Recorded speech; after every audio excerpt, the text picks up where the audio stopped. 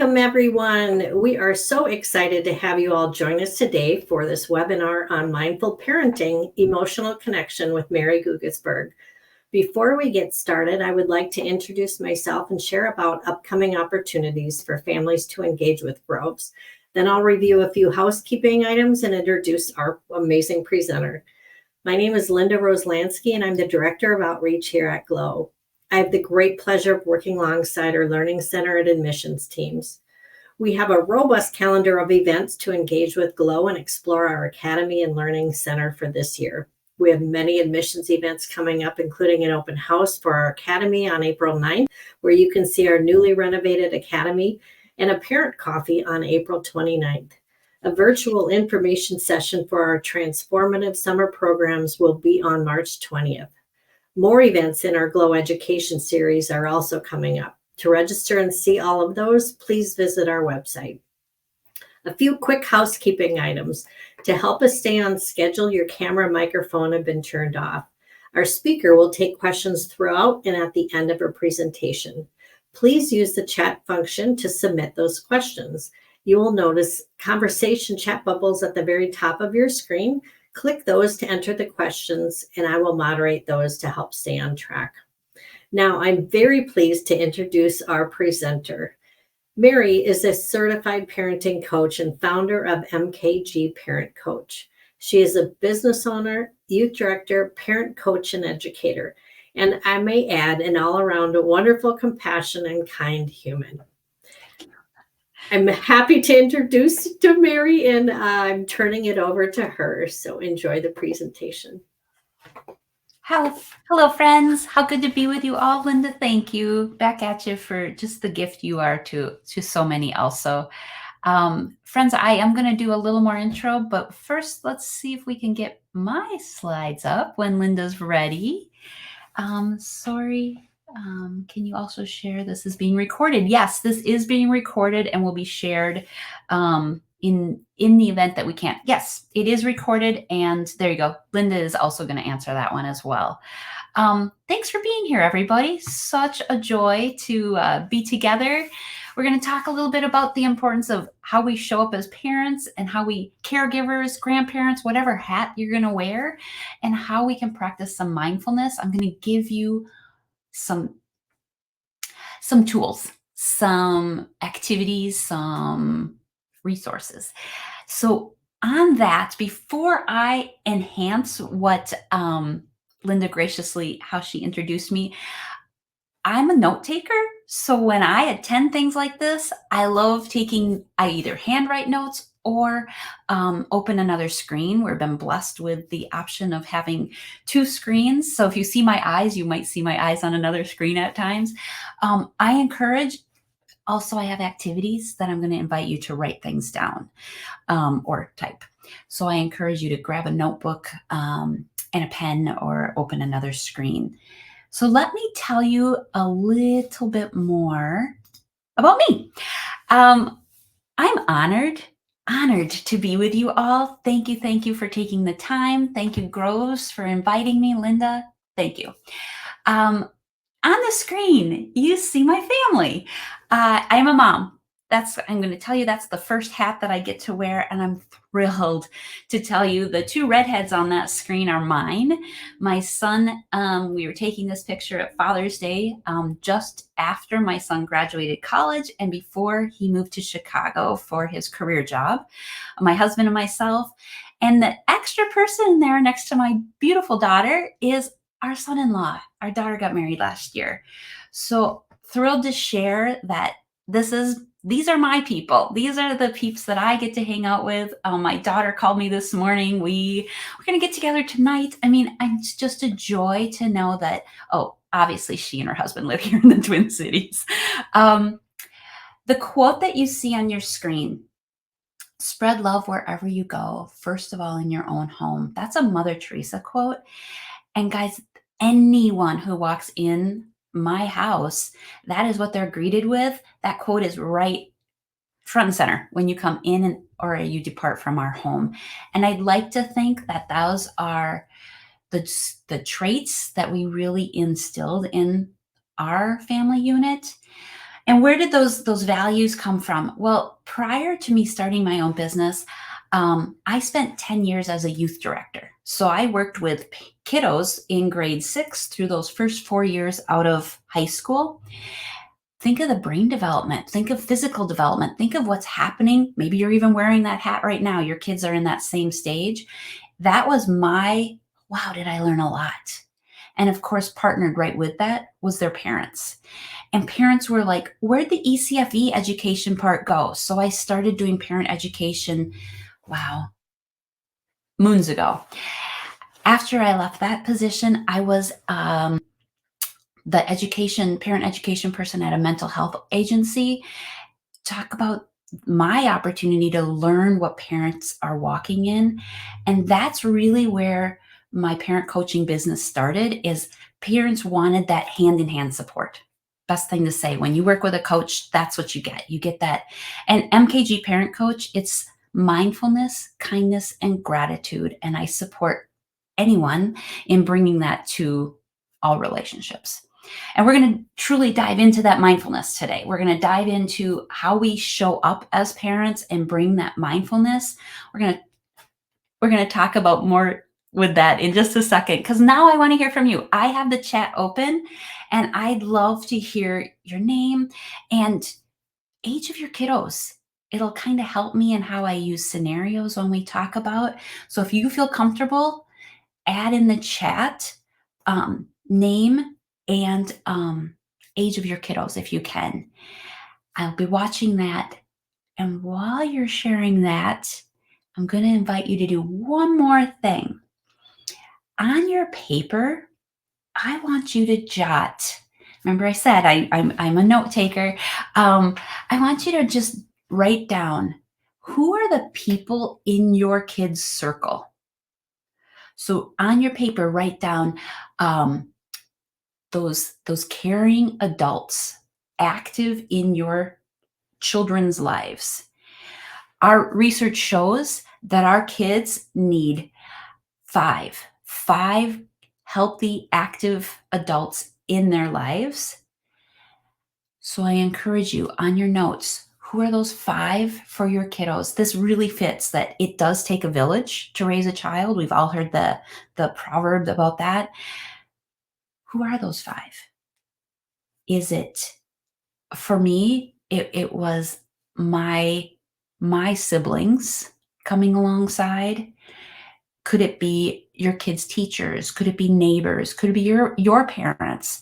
Who else? Coaches, athletic, whether they're in sports or in their other extracurriculars, those leaders in your faith community. Now, you notice I didn't say you and your co-parent. And I didn't say that because you're a given. You are going to be active in your child's life. So 5 others. And friends, if you can't write down those 5, I encourage you, that's one of your takeaways from today. How do we align 5 active, healthy adults to really have that, who our kids can go to when they're looking for the support? So next thing I want to do is, remember I said my business is MKG Parent Coach, mindfulness, kindness, gratitude. Whenever I start a call, we do a grounding. And today's going to be a journaling type of grounding. I do this in coaching. I do this in all of my speaking presentations. And on your paper, I want you to just journal. Write down 2, 3, maybe you really have lots of thoughts and you can go up to 5. What are 3 hopes that you have for your child, for your family? What are your hopes? What are your dreams?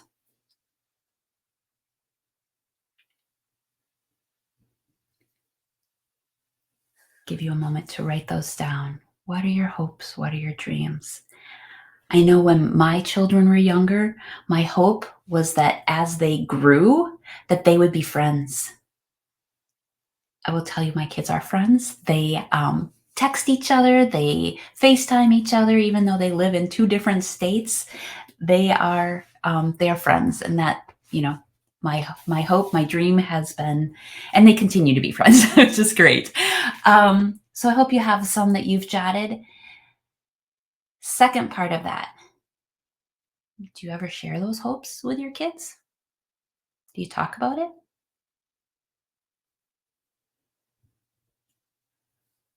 That great, I have these hopes, but how do I share this with my children? Um, Next is, how are some ways that you share this? So I actually would always tell my kids, when you grow up, I love and I look forward to when you two are friends. And I would echo that my kids are friends with my husband and I. We're at that stage where I told you, my daughter called me this morning on her way to run an errand. I mean, how cool that they want to be friends with my husband and I. So I add that in. Those are ways that I just, one way that we can step into that mindfulness of journaling. What are your hopes for your kiddos?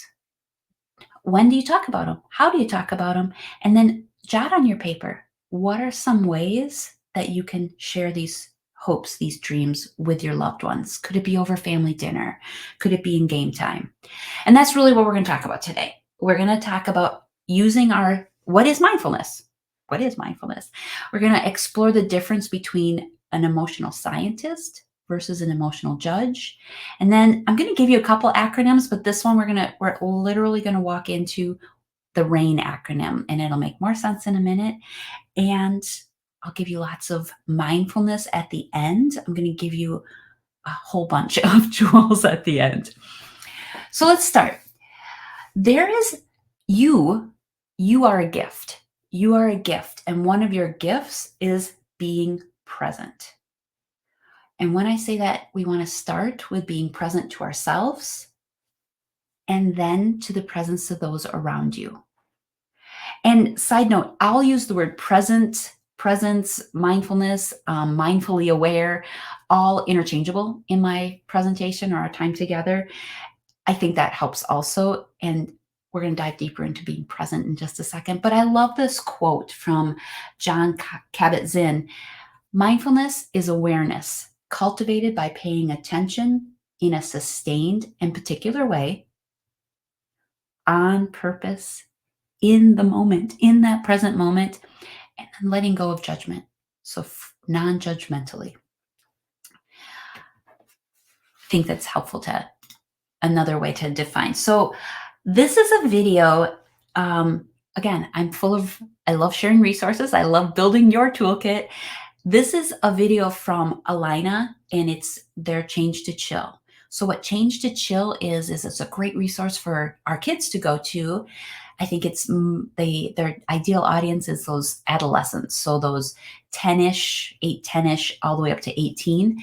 And they have surveys. Our kids can go on and take a quick survey like, hey, I had a really hard day today. What are some ways that I can de-stress?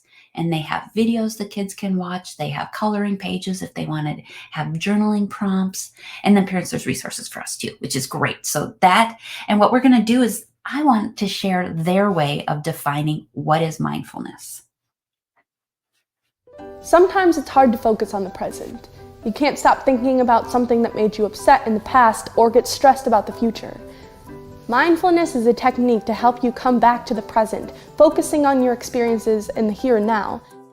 Being mindful involves bringing awareness to your current thoughts and feelings, the way your body feels, your emotions, your surrounding environment, without judging what you are thinking or feeling as being good or bad. There are lots of ways to practice mindfulness. You can try paying close attention to your breathing, or bringing a deep awareness to an everyday activity like brushing your teeth or walking outside. Learning to slow down and focus on the present moment can help you experience more joy and gratitude in life. And when stress arrives, being mindful can help you change to chill. Again, helpful tool. That video is on their website, so changetochill.org. Highly encourage you, check it out. Watch it with your kiddo. What would they say is a way that they practice mindfulness? And we're here so that I can help build your toolkit around ways to practice more mindfulness. So true or false? Let's unpack more of that great video message. True or false? Yes or no? Does mindfulness build confidence? You're welcome to type true or false in the chat. And I'm going to answer too. Think if you're here, you know as well that is definitely true. Fear increases insecurities and it weakens our self-confidence, where mindfulness takes the focus off the fear and it directs to what's happening right now. I talked about in the beginning, we want to be present, right? And to be truly present, we need to focus our thoughts in the present moment. Oops. Next one. Is mindfulness ever truly mastered? True or false?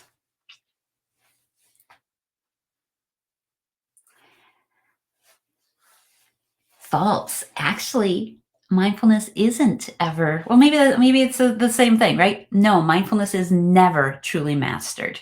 So I guess false, because anyway, we're on the same page. So mindfulness, the moment we think we've mastered something, I invite you to ask yourself the question, what's next? And yes, you can grow your proficiency in mindfulness, but there's always the opportunity to learn more. Lifelong learners, they like to ask themselves the question of, how can I grow along my mindfulness path? What can I learn? Oh, I keep hitting the wrong button. Sorry. Next question. Mindfulness, does it help people use more of their brains when they're angry?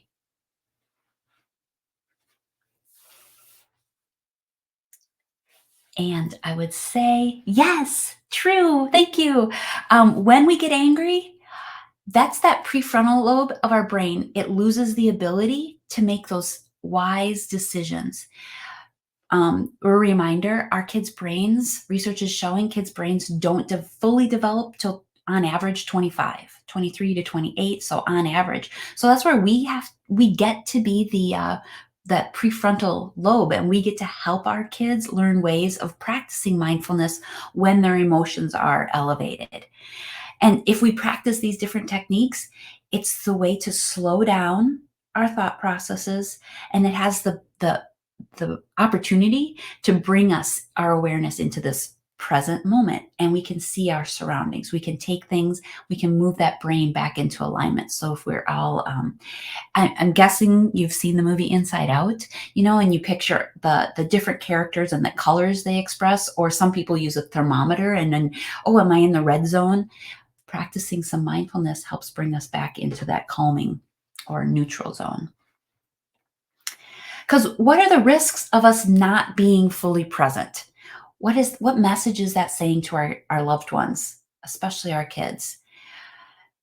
Say we're meeting our children's physical needs. I'm washing their clothes, I'm providing their meals, I'm driving them to their events, but we're not emotionally engaged with them as well. And some ways that we could be like, oh, I'm doing all these things. My kid must know that I'm there for them.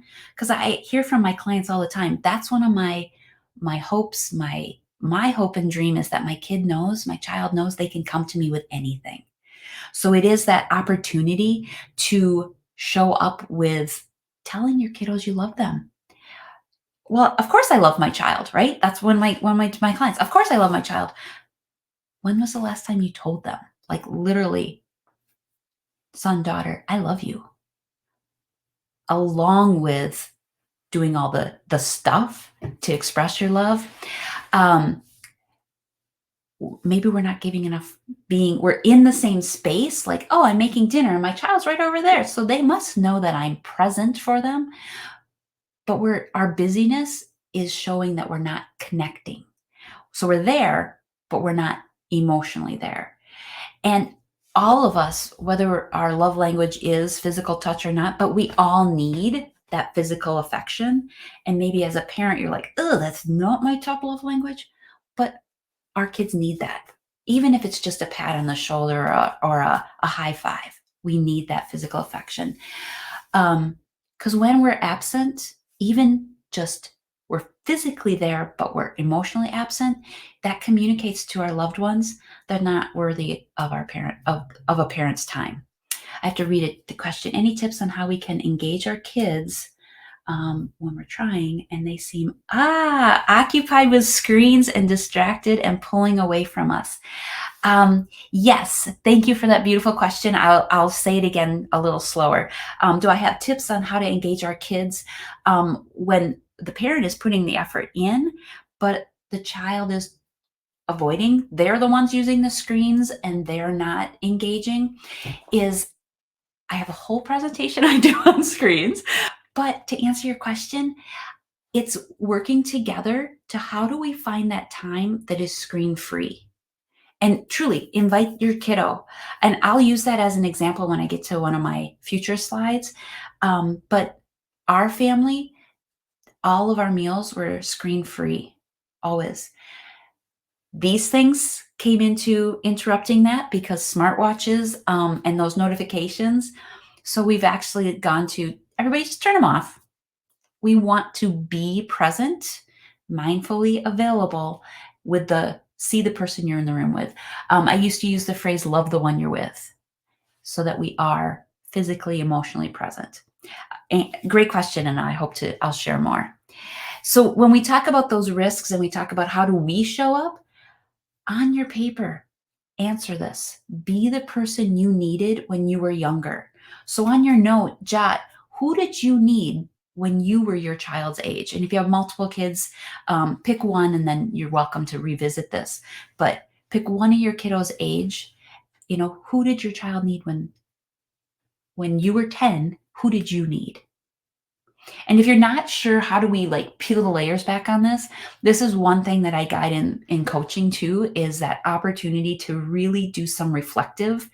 And then we get to flip the switch and be the person that I needed when I was 10 years old and bring that into how do I show up with that lens for my own child? It's the opportunity to explore the difference between the emotional scientist and the emotional judge. So let's go there. That's what we're going to talk about next. The emotional scientist and the emotional judge. You can assume what I mean by that, but let's unpack it more. There we go. So an emotional judge is not really interested in learning about emotions. They're not interested. They don't think critically about what is this emotion saying. They're closed off, and they may even ignore those emotions. They make quick assumptions about how people feel, and they may even view emotions as errors. Think about the time your kiddo came to you and they're like, this is what happened in school today, and they have this really long story, and we respond with, that's not a big deal. Ooh. We'll talk about the scientist in a second. That'll make more sense. But think of how that feels when we're not validated, right? They view emotions as weak, errors, mistakes, and keep forgetting to expand my slides, sorry. And they view emotions as good or bad. A little side note, all emotions are emotions. There is no good or bad. It's how we walk through them. And they make little effort in learning new ways to, one, manage their own emotions. That's that fixed mindset. This is what it is. It's black, it's white. We're not looking at how do we support and grow ourselves. A judge views their emotions as well as the emotions of their loved ones with that critical lens. Just get over it. It's not that big of a deal. That's really hard words for our kids to hear, right? And they believe that feelings, they may come and go, but they're not interested in those strategies. They don't see those as necessary.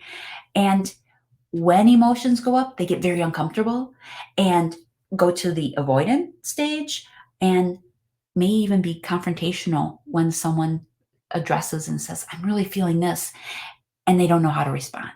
The judge lens. What I want to encourage you to do is show up with that compassionate scientist lens.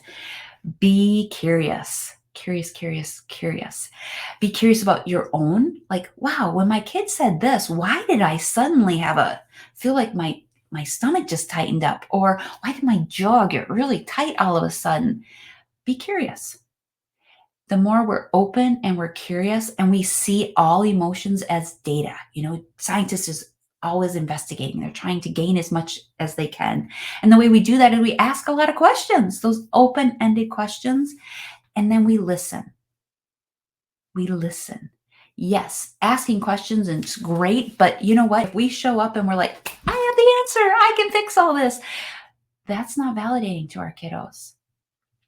What I like when I talk about listening is listen to understand. Listen. I heard this recently in a podcast. Listen until the sentence ends. I thought that was so genius. Don't interrupt. Don't compare. We just want to keep gathering data. Help me with those curious questions. Help me learn more. And that's where we get to seek to understand. That's that opportunity to name the emotion so that we can help our kids learn and ourselves the opportunity to tame those emotions. Name them to tame them. It's that opportunity then that brings in new strategies. Well, when I think about it this way, I can try this. And then we're doing the growth mindset. We're stretching. We're moving out of our comfort into that stretching into the growth.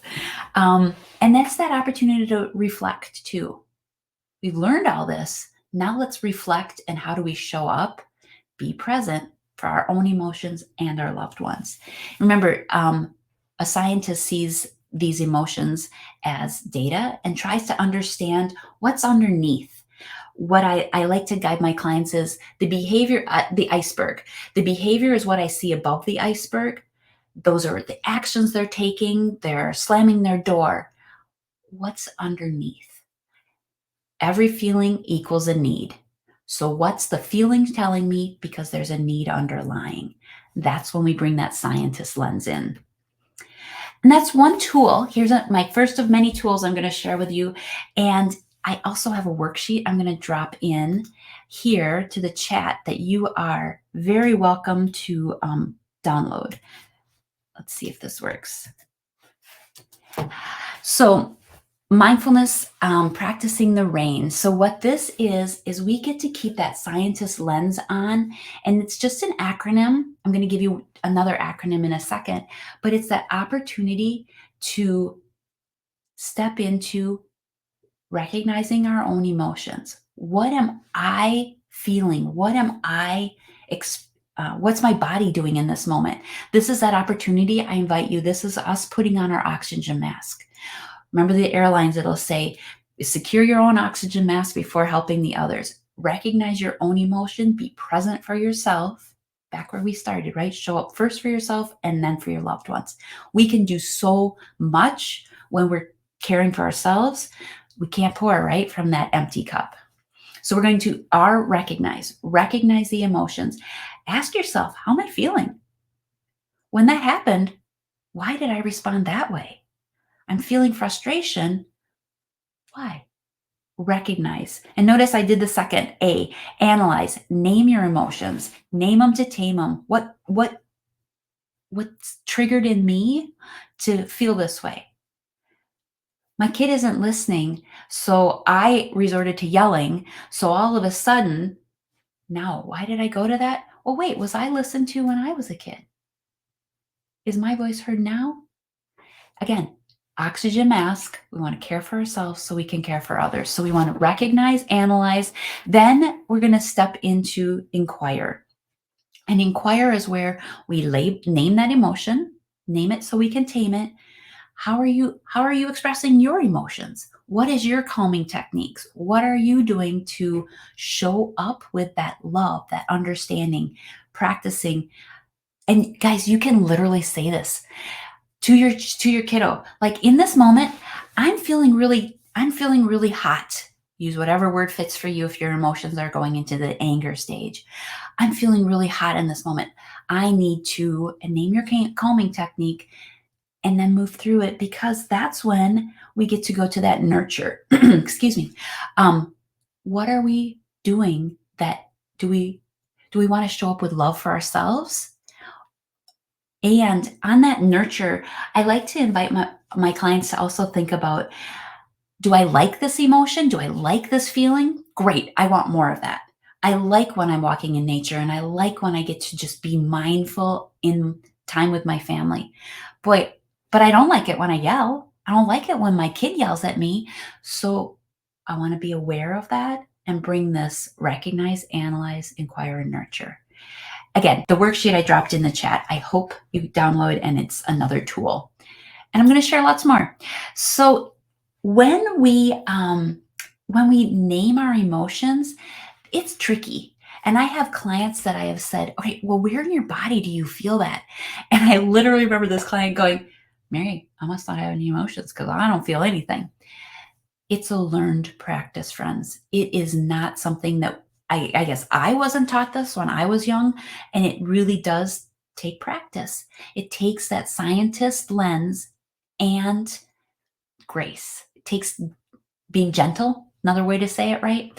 So this is an image that I found that I think our kids could use. So if you have littles, boy, what a great way to say, hey, when that happened, how are you feeling? And they can go over and look at the pictures and name it. It's a tool as we get older because we don't know how to use, this isn't taught to us as readily as, at least not when I was growing up. And what a way to use this as a way to name it, to tame it, right? It's that opportunity to step into, wow, when this happened, this is how I feel in my body. So I'm going to invite you, grab your notepad again, and no one's going to see this. This is truly just for you, but I'm going to give you like 3-4 words, and I want you to jot on your paper, where in your body do you feel this? Practice the rain, practice the scientist lens. It's the opportunity to be present for yourselves. And then, so before I name those words, I want to give you some questions to just think about. What does it feel like or look like in our face, in our bodies, or sound like in your voice when I give you these words? What kind of things happen that make us feel that way? So I might give you a word, and you might go like, oh gosh, I remember when. How does the feeling affect the way we act, our behavior? I can email these to you also if there are questions that you're like, oh, Merri, I need to ponder these for a minute. I love pulling back the layers of, what does that word mean? I had a friend recently say to me, Merri, you keep saying the word forgiveness to me, but I think that's compassion. So what does the word mean? How do we peel back the meanings? And how do I act when this feeling comes up? What's the behavior? Do I like this feeling? Do I want more of this feeling? And if not, what can I do to change? So if you're ready, my dog is snoring, so I'm so sorry, I just got distracted. I'm going to give you 3 words, and I want you to just write down where in your body, again, no one's going to see this, this is just for you. Where in your body do you feel that? Embarrassed. Where in your body, when I say embarrassed, where does your mind go? Bring that scientist lens in. I'm curious about, so embarrassed for me, I just said it and my heart started to go boom, boom, right? And a vision of something that when I was an adolescent that I was very embarrassed with popped in. Oh, that hasn't happened for a long time. So how about calm? Where in your body do you feel calm? And one more I'm going to give you. Where in your body do you feel loneliness or lonely? Bring that lens of curiosity. Practice the rain. Recognize, analyze, inquire, nurture. I invite you to practice. This is learned. And I want to encourage you that all emotions, all feelings are okay. Just like the waves of an ocean, emotions come and emotions go. Just a beautiful message that we can encourage to our kiddos. It's that opportunity to take a meta moment, to just pause. So here's my second acronym. So on your notes, write the word pause, but write it the long way on your paper. Oh, is that vertically? There we go. And first off, Pause is presence. We've already talked many times about the importance of showing up for ourselves so we can show up for our loved ones. So be present. Practice the pause by being present. The oxygen mask, right? We're going to show up for ourselves so that we can practice the rain. Name those emotions, which is A is the attentive. I want to give attention to my emotions so that I can validate myself and validate my loved ones. Next is you understand. Listen to understand. When we pull in that lens of curiosity, that scientist lens, now I really want to dive deeper. I want to show up. One question, guys, when I'm doing listening, especially when with my kiddos, I like to say to myself, what am I listening for? And then second, when my child is like blah, blah, blah, blah, blah, unloading, I like to ask my child, are you just needing to air this out? Or is this something you would like us to find a solution together? Next is support. S. S is the support. Who is in that circle of support? Remember when we started and I had you write down 5 people? Are those folks being called on? How are you making the circle of support bigger? And now remember I invited when we started to write down 5 for your kiddo? This is my opportunity to tell you who's supporting you. We're not meant to do parenting alone. Who is in your circle of support? Because just like our kids need it, we do too. And then the last is E, is how do we explore solutions together? How do we, our kid just shared something. Well, were you just airing this out or do you want to explore this together? Hey, son, daughter, I really want to spend time with you. It seems like the screen is interrupting our time together. What can we do together? What excites you that's screen free? Involve them in those decisions. There's so many things you can do. Practice the pause. Practice the pause. It's that opportunity to just catch your breath. When I feel my emotions going up, and mind you, it's just my husband and I living in our house now. A great thing to do, guys, is just go wash your hands. It just helps our brain. Remember, our frontal lobe is like, well, I don't know what to do now. Washing your hands helps me just go, oh, the water feels good. It's nice and, oh, it's too cold. I like it warmer. You hear where I'm going. It just helps bring awareness and helps me get back in alignment. And that's where I want to go next, is naming some tools. What are some tools that help you, help me in showing up for ourselves? I hope it's okay. I'm going a little longer than, oh no, I think we're fine, right? We have 20 more minutes. Whew. I was like, oh no, am I going too long? On your paper, I have a question for you. Jot down, what can you do in this self-care that helps prioritize yourself? And one question I like to jot down is, what brings you joy? Go ahead. And you're welcome. Add those in the chat. What brings you joy? I'm a person who does a lot of walking. I need to be in nature every day. We live in Minnesota. We know that some days are not ideal, but I still need to be in nature. So what brings you joy? Is it family meal time? Is it watching your children in their athletics? Yes. Oh, I love it. Friends and family, being outside. I would echo all of that very much. Is it learning something new? So let's, again, on your paper, you can just keep that to yourself. It doesn't need to be shared. If you feel like sharing, we learn from each other. Invite your kids to share that question too. What brings you joy? Invite, and this is where we can practice some of these things that I have on here. Prioritizing yourself. And our children need to know that it's okay for us to prioritize ourselves. Develop a daily schedule. Like I don't have to do this anymore, but when my kids were younger, I would literally say, hey, I need to go for a walk right now. You're welcome to join me, but this is what I'm doing from 3 to 3:15, 3:30, whatever fits in your schedule, and write it on your calendar. If we don't write it down, it's not a priority. And then all the busyness takes over. Add that to your schedule. And then let your kiddos know, let your family members know, this is me time. I want to be the best mom, which means I have to take care of myself too. Name your emotions, name them. The more we identify and name whatever is stressing us, then we can name how we're going to soothe it. I'm going to give us some techniques here in our next one. What is your mindfulness practice? Can you use an app like Calm or Headspace? Or I forgot to tell you about one a couple slides back. It's called How We Feel.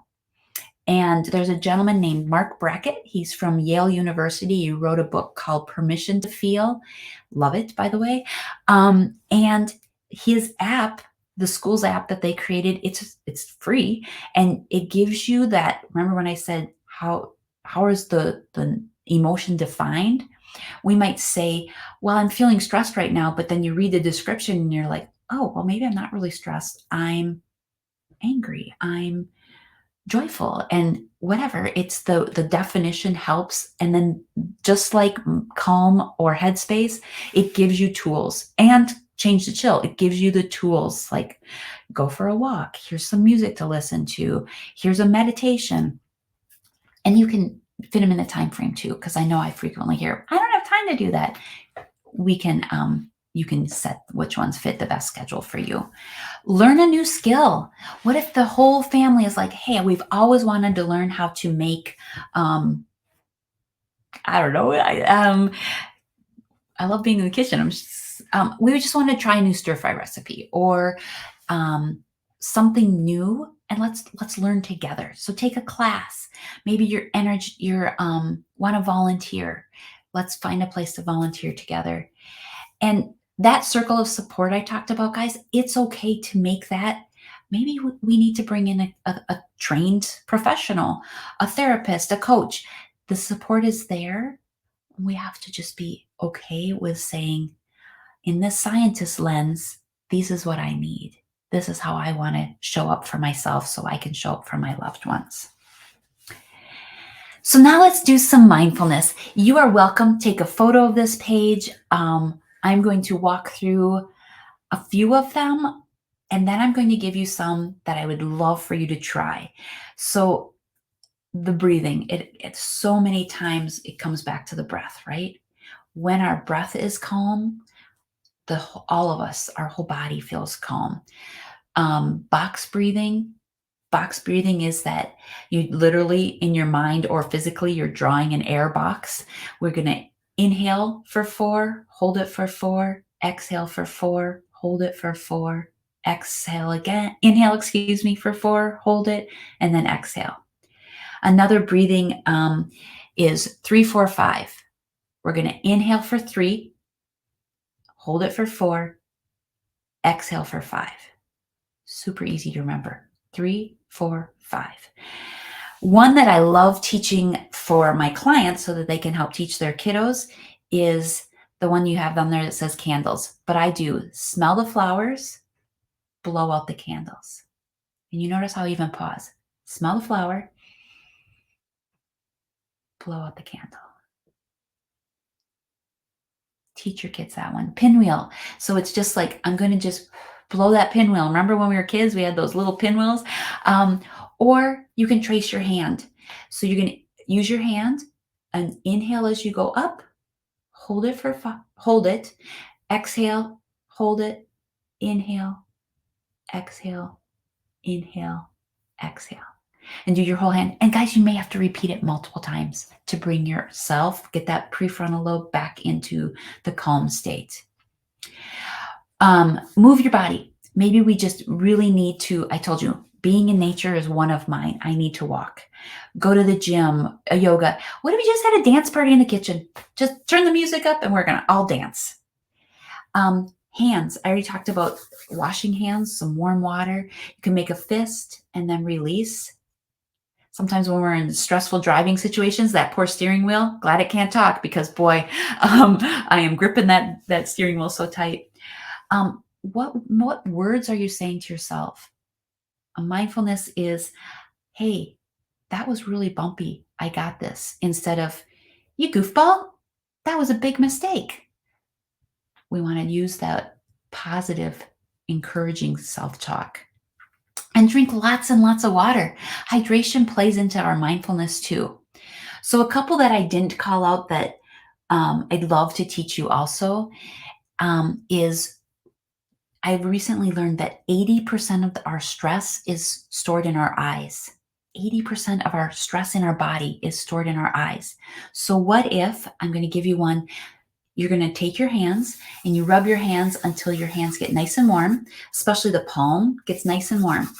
Then, okay, I have glasses, so I can't do it with my glasses on, but you rest your palm of your hand right in the eye socket. I mean, don't push on it any means, and then you just rest them up into your hairline. And that warmth, it like melts the tension. So rest your eyes, warm your hands. It warms the palm of your hand, rest it in the eye socket. It kind of goes up into your hairline. Do it as much as you can. Next one also involves numbers. It's 5, 4, 3, 2, 1. And maybe you've heard this one before. It's using our senses, right? 5 things you see, 4 things you feel, 3 things you hear, 2 things you smell, and 1 thing you taste. Now, I put a different spin on the taste one because right now I have no taste. I'm drinking water with no flavor. So I have no taste in my mouth. So what I love to encourage parents is to teach 1 thing you like about yourself. So 5 things you see. You're driving to school and your kid is having a really hard time, like, there's all this stuff happening today. Okay, let's just practice a mindfulness. What's 5 things you see? 4 things you hear. 4 things you feel, 3 things you hear, 2 things you smell, and what's 1 thing you like about yourself? 1 thing. And we might have to encourage that back to that positive self-talk. So sometimes mindfulness means I also need to just turn my brain off. I need to distract. So here's some ways. Exercise our brain. I'm going to have my mindfulness activity is going to be to write a story. I'm going to journal. I'm going to do the daily crossword, Sudoku, ways to just remove my brain from only focusing in on the stress to how do I get it out? And then I can let it go, right? Bring myself. Love the next one I have on there is practice those random acts of kindness. It's that way of how we can show up and care for others. Bake something and share with a neighbor. Volunteer together. Have that opportunity to build family traditions that align with your values and a mindfulness practice. Hey, look at that. There's that screen time question again. Relates. I encourage having conversations around how we as a family spend time on screens. How are we modeling for us, parents? How are we modeling? Do I set a timer? Do I stay in focus mode and then put it away? Like, where is the screen at night? We want to have screen-free time with our loved ones too. Back to that bake or cook and hang out with friends. I'm going to drop in the chat one more tool. Oh, I got to make sure that it truly copied. And this is a calming coping techniques. One side is for parents, adults, and the other side is for kiddos. You are very welcome to download this one also. Hopefully it works. And I feel like I missed a slide. Oh, I want to go back to this.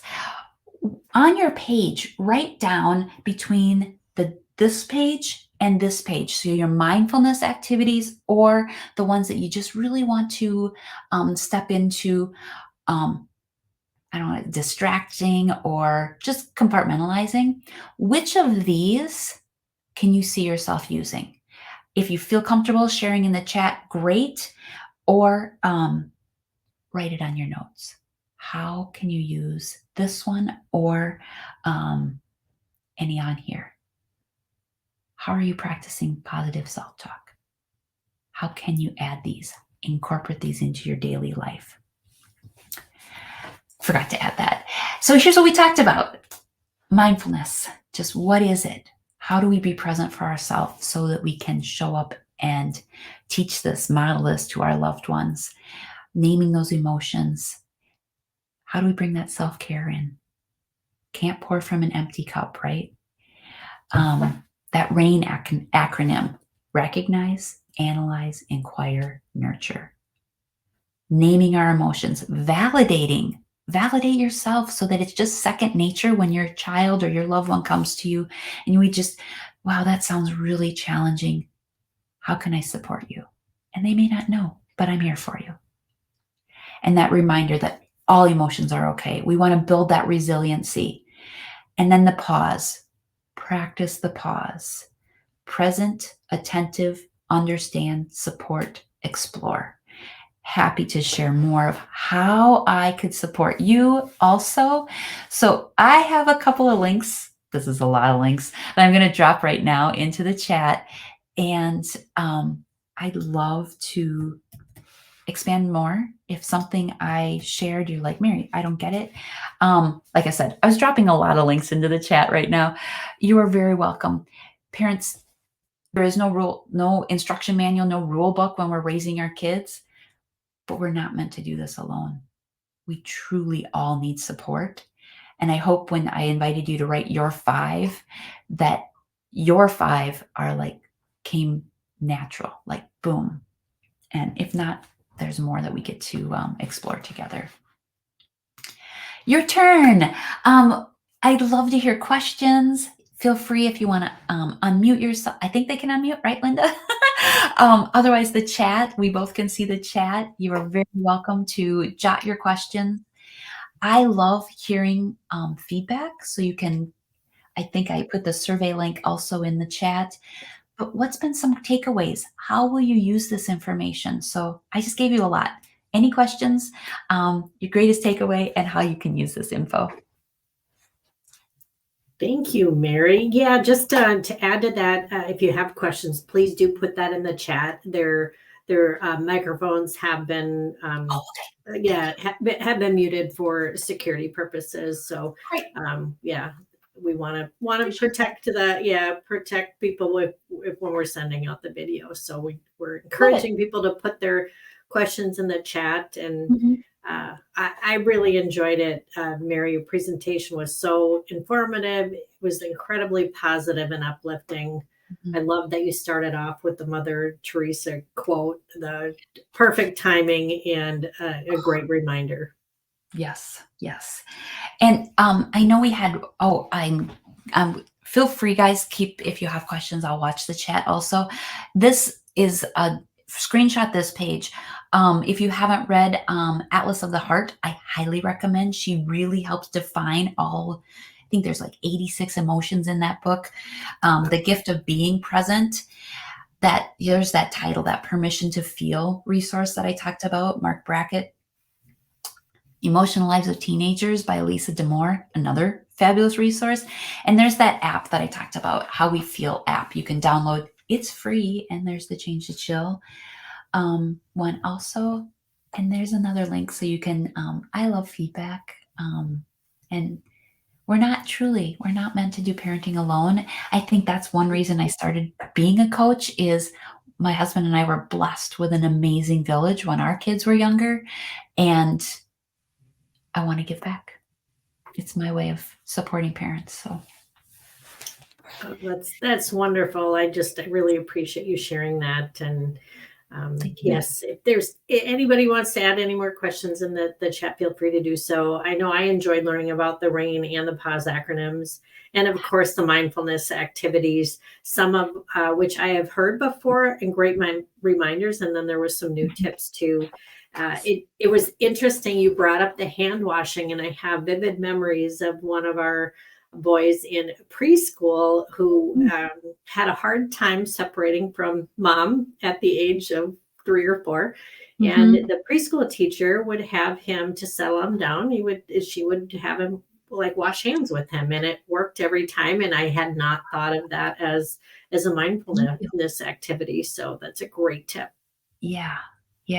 And well, we were pretty attentive to it during 2020 season, right? Yes. But also it's those natural things that we do every day. Drying my hair. I try to do a mindfulness while I'm drying my hair, just being present, like seeing nature. We're seeing the trees come back, the mud right now, but it's being mindful. So. Wow, I love that. Well, I sure enjoyed learning with everyone. And Merri, we're so grateful for you taking the time to present today and for your continued support and partnership. Thank you all to those who attended, and a reminder, this presentation will be shared with you via email in the next few days and also posted on our website. We'd love for you to share with friends and family. And we're also very grateful to be in this community or as a community resource, and encourage anyone to reach out if we can be of any support. So hope you enjoy the rest of your day, and we hope to see you all at another event. So thank you. Thank you, everyone. Take great care. Thanks, Linda. Thanks. Yeah, thanks. Bye-bye, everyone. Bye-bye.